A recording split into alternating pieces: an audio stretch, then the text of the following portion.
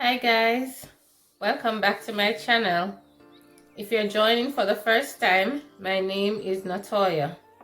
Today, I'll be talking to you about how to show proof of funds for express entry to Canada. Remember to like, subscribe, and share. Thank you to my new subscribers. I appreciate you. I see you. Thank you for stopping by. One of my subscribers requested a video on how to show proof of funds and things that are accepted as proof of funds. So that's what the focus will be for this video. Now, in a previous video I told you the amount for each family or family member who is coming to Canada. I will link that video so you can watch. That video was titled How Much It Costs to Immigrate to Canada.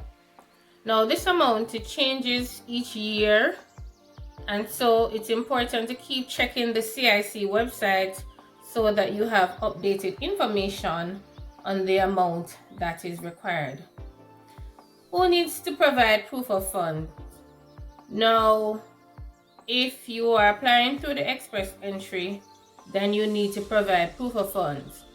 However, if you have a job offer, then you do not need to provide proof of funds, because the fact that you have a job would suggest that you are capable of taking care of yourself and your family members. So if you have a job, then you don't need to show any proof of funds. Also, if you are applying under the Canadian Experience class, meaning if you had studied in Canada and you currently live in Canada and you're applying through the express entry, you do not need to show proof of funds because you already live here and maintaining yourself, so you're also exempted from showing proof of funds. So everybody else needs to show proof of funds. You need to show that you can maintain yourself and your family in the country. And I guarantee you that this money is necessary, especially during this period where the job market is not very good. And so you need to have enough money to pay your rent, to buy your food until you get a job. So let's look at what is accepted as proof of funds. Proof of funds must be funds that are readily accessible to you, meaning you should be able to get that funds whenever you need it. It should be liquid, according to the business people. So this means you cannot show house title as a proof of funds, because you can't just quickly sell a house and get the money. It has to be accessible. So just showing property would not suffice. You can't use the equity on your house. That will not suffice. So you have to make sure that this money can be had as soon as you need it. You also should not borrow this money. I'm saying you should not, but there are people who borrow the money, but they borrow it in advance and place it in their accounts before 6 months so that it doesn't raise any red flag. But I wouldn't suggest that you do that. And my reason is that when you come to Canada, things are costly, and if you don't get a job right away, then if you had borrowed this money, you would have put yourself under undue financial stress. So while some people borrow the money and put it in their accounts in advance, this is not something that I approve of, or it's not something that I would suggest. I mean, you're free to make your decision, but the reality is when you come to Canada and the harsh realities face you, that it's difficult to find a job depending on your area of expertise, you will need that money. And if you borrow that money and you have to give it back, then you're going to struggle. So that's not an option that I would take. Now, you can show money that's in your savings, but the money should be in your savings for an average of 6 months. So CIC, they will request from your bank statement and letter declaring that you've had this money for over 6 months or an average of 6 months, so the money in your savings can be used. If you're coming with your spouse, then if both of you have a joint account, the money from that joint account, once it's readily available to you, can be shown or used as proof of funds. However, if you are the principal applicant and your spouse has the money in his or her name and that money is accessible to you, then your spouse would need to write a letter to state that this money is accessible to you and that you are allowed to use this money as proof of funds. So if it's a joint account, no letter is needed. However, if you are the principal applicant and the money is in the account of your spouse, then that letter is needed to say that you have full access to this money and the purpose for which you're going to use this money, which is, in this case, is proof of funds. So that can be accepted as well. Another option is to have one of your family members contribute this money to you, and your family member can write a gift deed, and in the gift deed the family member would outline that he or she is giving you this amount of money for the purpose of your immigration to Canada, and this money doesn't have to be in your account for 6 months.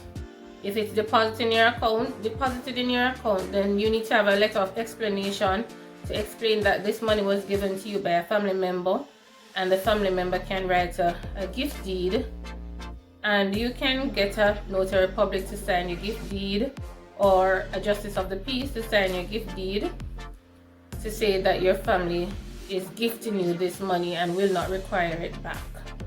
So that is also accepted as proof of funds once you have your letter of explanation attached to say that this is a gift.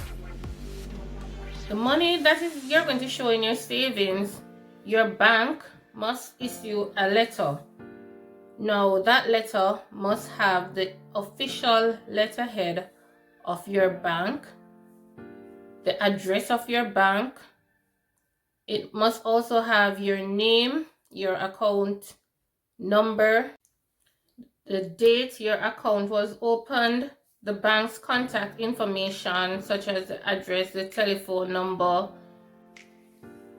It should outline the different accounts that you have with the bank, whether you have investment accounts, whether you have credit cards, outstanding loans. All of this must be outlined in the letter that the bank is going to provide to send to CIC. They must also include the current balance on the account and the average amount that has been in the account for the past 6 months must also be included and submitted as proof for your express entry. The next question is, how do I take this money to Canada when I'm coming? Now, the amount of money that you show for proof of funds should not only be available during your application. You should have this money on your arrival to Canada. You should have access to this money on your arrival to Canada. Otherwise, you could be sent back to your country. So make sure that whatever you're using as proof of funds, it stays in your account. Now, you are not allowed to carry over 10,000 Canadian dollars without declaring that amount to the immigration officer when you land in Canada.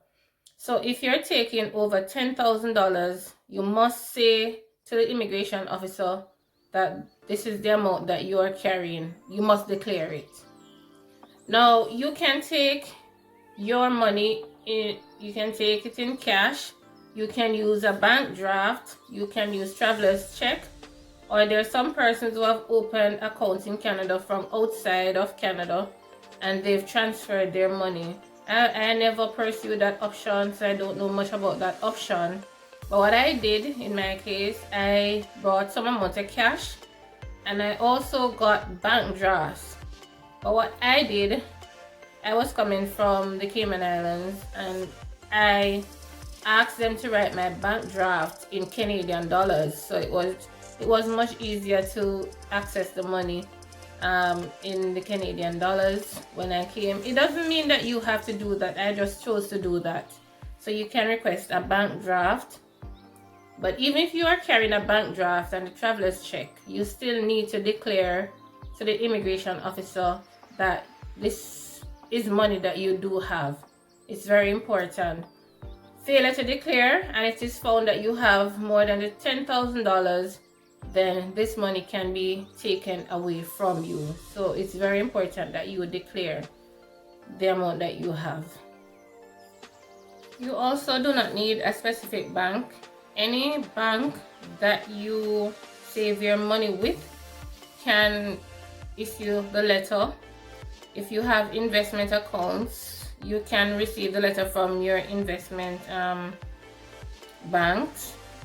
If you have your stocks that can be easily sold and the money can be collected, all of those are important.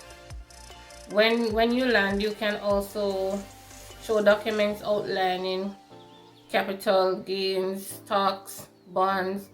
All of those would be accepted upon landing to say this is the money that you do have in different forms of investment.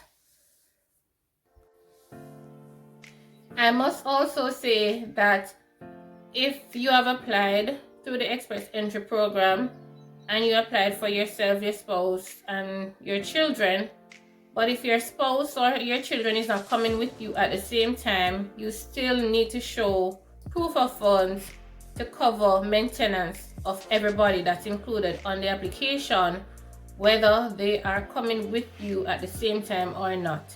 So make sure that you have this proof of funds. And as I said, I did a video on how much to migrate to Canada. You can watch that and it will tell you how much money you do need, but there's no guarantee that within the next year or a few years that will be the same amount, because this amount is updated on a yearly basis to ensure that the amount is able to cover your maintenance. Thanks for watching. That's all for today. Don't forget to like, subscribe, and share. And if you have any further questions, feel free to ask. I will respond to your questions. Write them in the comment section. If you have topics that you want some clarity on, that you want me to address, you can add those as well, and I'll speak to them in my next video or videos to come. Bye for now. Take care.